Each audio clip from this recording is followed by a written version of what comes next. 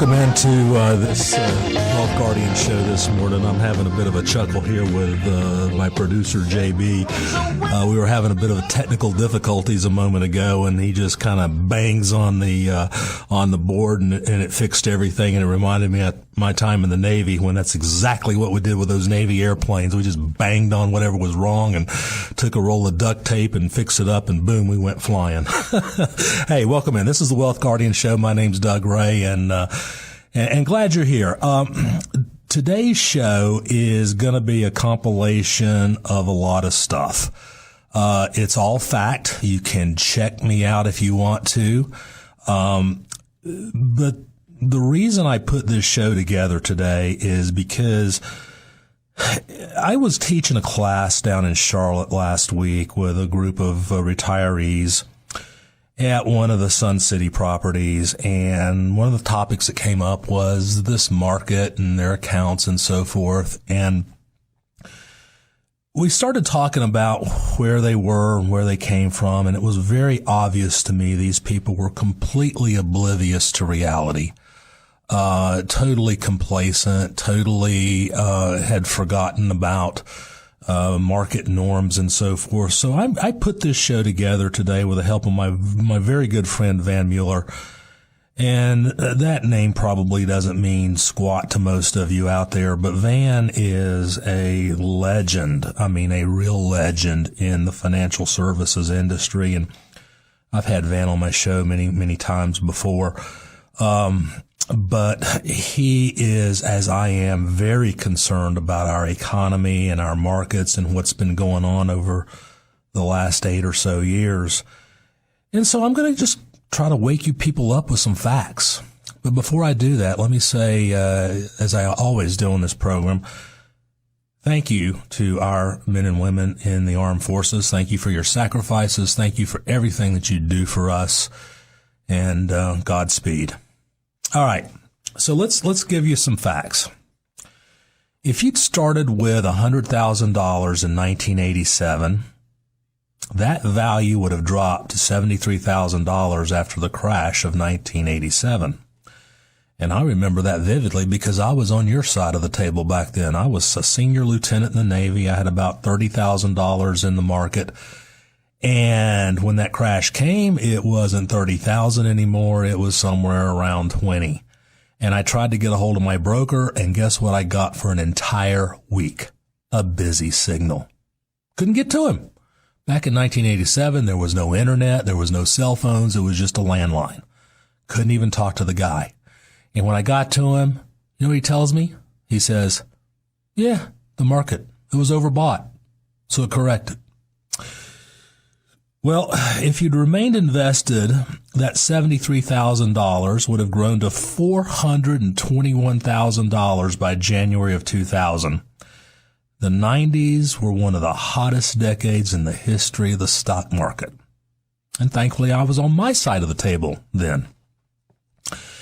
But again, if you'd remained fully invested, your $421,000 would have decreased to, get this, $126,000 by July of 2002 during the dot-bomb crash. Now, if you're starting to understand what I'm talking about here, I'm talking to you people who stay invested, who ride the market up and down without a care or a worry, because for you folks, especially you folks who are near retirement or are retired, you cannot afford to have your precious retirement savings drop at all, much less 50% or more. So, staying fully invested, that $126,000 would have grown to $237,000 by October of 2007. 5 years later, it still hadn't got back to your high water mark of $421,000. Well, after the credit crash of 2007 and 2008, that $237,000 was now back to $104,527. Man, that's what, 20 years and you've basically treaded water the whole time? This is crazy. What are you thinking of? Hey, if you just joined us, this is the Wealth Guardian Show, and I really want to have a long, serious conversation with you about your retirement. I don't care what age you are, but specifically, if you're 5 years away from retirement or if you're in retirement, let's have a conversation, because I honestly don't think most of you have any idea of the danger your retirement assets are in today. We're going to get into those in just a minute. Give us a call at 336-391-3409. Let's have that conversation. It can start out over the phone before you come into the office and do a serious analysis of your situation. 336-391-3409. All right, so you stayed invested through 07, 08, through the TARP, through the quantitative easings, 1, 2, 3, however many they did. Today, your $104,000 is $318,000.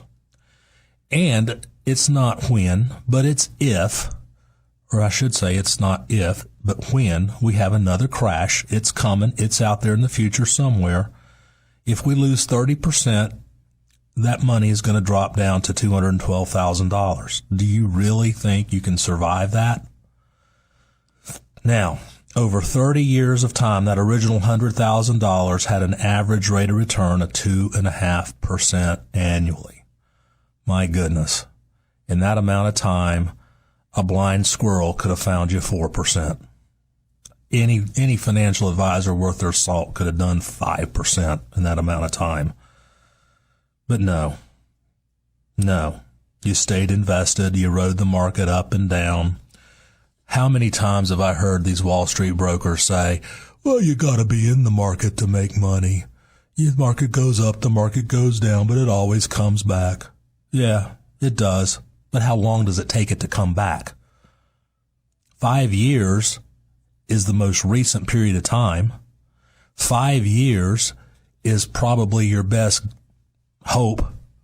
Because if we have another crash like we did in 29, a significant depression type crash, which is not out of the realm of possibility, you have to admit that. It took that stock market 25 years to get back to even. Do you have 25 years for your money to get back to even?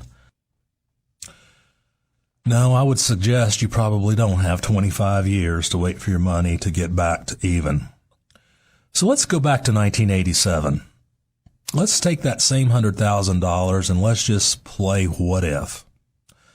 What if you miss those 3 crashes?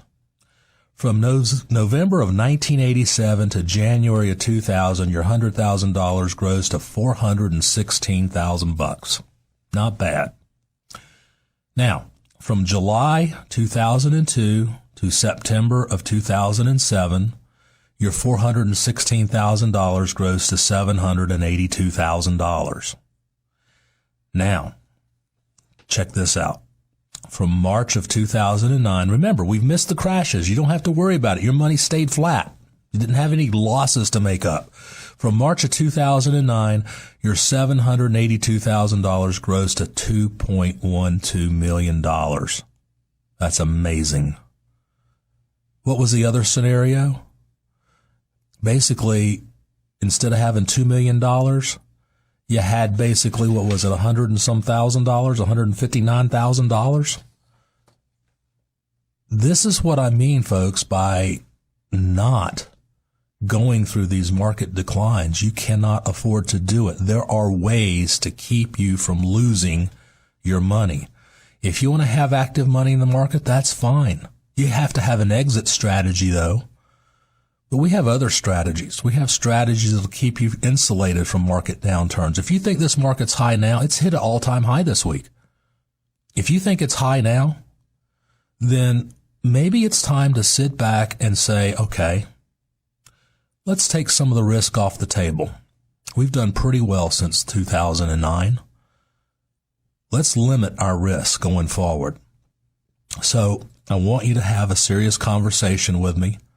It'll be you and I on the phone at first. And then if you want to come in and sit down and let me do a full, complete analysis of your situation, I'll tell you about the risk you're taking. Do you have any idea how you've done against the standard S&P 500? I'm going to tell you something straight up, folks. 99% of the people that come into my office have underperformed the S&P 500, but they think they're doing okay because they're making money. They have no benchmark. Their advisors don't tell them a daggum thing about what their accounts are doing relative to the risk that they're taking. And that's important. Your risk versus reward. Most of you have no clue what risk you're taking versus the reward you've gotten. The S&P 500 beats 95% of all mutual funds and money managers over time. Oh yeah, some of them get on a hot streak and beat the S&P 500 for a year or two or three. But over the long term, the unmanaged S&P 500 beats everything. Now, if you want to see how you're doing relative to the risk you're taking, then give us a call, 336-391-3409. I want to have that conversation with you. It's 336-391-3409. Let's take a look at your situation. I'll do a full analysis. I'll do a complete retirement plan for you, an income plan. I'll show you your tax situation, your marginal tax rate. I'll show you how to reduce your taxes going forward. And at the same time, we'll also do a Social Security optimization blend in everything. For the first time in your life, you're going to have a portfolio that is bulletproof, it's tax efficient, and you'll have your Social Security benefits optimized. Call us at 336-391-3409.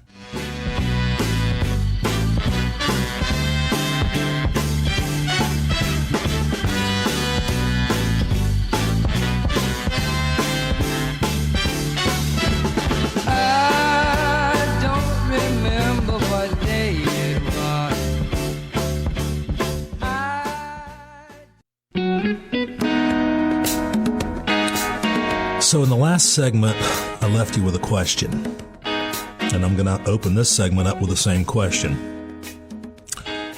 30 years ago, you invested $100,000, and today it's worth $318,000.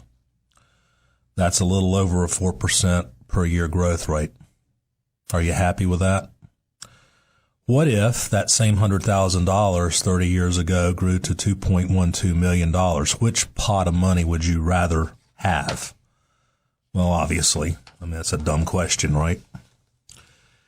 You know, the fact of the matter is we're talking about today on this show, buy and hold, stay invested forever, because over the course of this year, my meetings with people, I have seen people that are completely unaware, I guess is the best term I can use for it, to what's going on in the market and in the world today. And I'm afraid that they're going to end up with a scenario in the not too distant future, very similar to the one we had in 2008 and 9, where they look at their 401k or their IRAs, and now all of a sudden it's cut in half. So my question again to you, if you're close to retirement, can you afford to let that happen to you and your family? Do you want to have your 401k funds that are obviously recovered from 2008 and 9 cut in half again? I mean, what are you doing now that's different from what you did back then? Anything? Well, if you're not doing anything any different, if you're just riding the mutual fund up and down, there are alternatives. And we can help you avoid whatever's coming our way. You know, Jim Rogers, which is a very, very familiar name to many of us in this business, gave a glaring warning last week. If you don't know who that name is, Jim Rogers actually was George Soros's partner in the Omega Fund, which was a very successful hedge fund back in the 70s. And Jim Rogers was a frequent guest on CNBC for many years.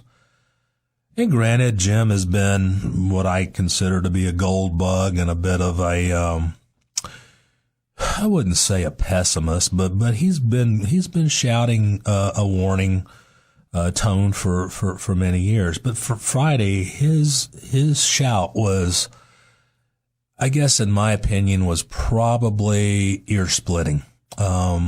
He said that this year or early next, we're going to have the worst financial crisis in our lifetime. Now, this is a guy who's managed money all of his adult life, who's worth billions of dollars, who actually moved from the United States to China because of his convictions about how mismanaged this country is and how wrong it's headed. Not to say that he believes China is the answer, but he felt the opportunity was better in China than here. But he's saying that it's going to be a catastrophe beyond anything we've ever seen. Now, I don't know that I'm completely wrapping my mind around that. I have for a long time told you, my faithful listeners, that things are not right in this country. They haven't been for a long time, that they're going in the wrong direction. But I became a little bit more heartened after the election. Not that I'm a huge Trump fan. I've never been a big fan of Donald Trump. Never watched any of his not radio shows, but his TV shows. But I am a fan of his policies. And I think if we can get his policies enacted, I think we may be able to avert catastrophe down the road. But unfortunately, from what we've seen so far this year, every single thing the administration does is met with an amazing affront from, honestly, not just the Democrats, but some in the Republican Party too. And it started with health care. It's going to probably go into tax reformation, and we need that badly in this country. But without some of these policies putting into place, I'm afraid that Jim Rogers' predictions may in fact come true. So why would you want to sit there with your retirement accounts, fat, dumb, and happy right now, and watch those things melt away 30, 40, 50, 60%, maybe worse? You know, many of you have never seen anything worse than 50%. Most of you saw a 50% decline in your 401k back in 2008. But what would an 80 or a 90% drop in your retirement assets do to you? Does that mean you won't be able to retire? You'll have to work the rest of your life? Well, you can avoid it. I mean, there are plenty of things that us financial advisors in this industry, we look at, indicators that tell us when a market is about ready to roll over and top out. And we've seen several of those. And so far we've avoided disaster. But I'm telling you, it's only because of central bank intervention. Now, what the heck do I mean by central bank intervention? That just sounds like gobbledygook to most of us. Well, I'll get into that in just a second. Hey, if you just joined us, this is the Wealth Guardian Show. My name's Doug Ray, and we're talking about the state of the markets today. We're talking about the economy. We're talking about complacency and where you are in your investment life. I want to have a serious conversation with you. I want you to pick up the phone today and call me.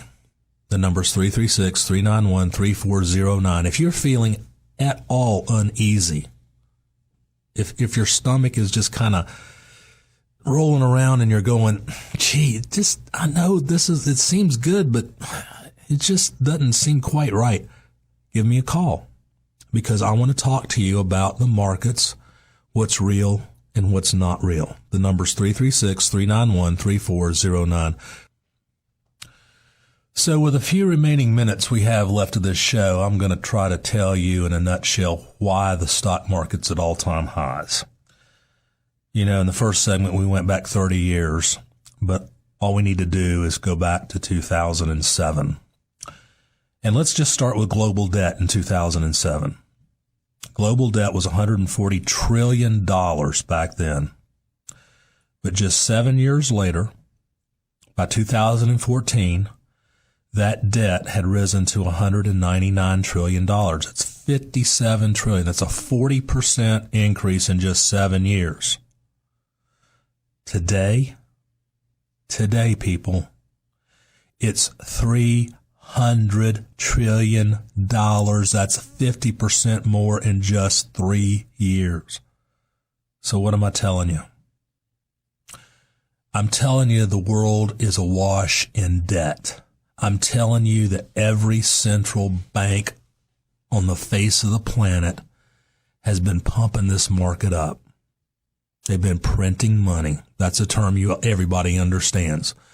You don't understand quantitative easing. You don't understand buying bonds, and you don't understand the Bank of Japan buying stocks and that kind of stuff. But trust me on this, and you can verify it. Everything I've said today is verifiable. It's fact.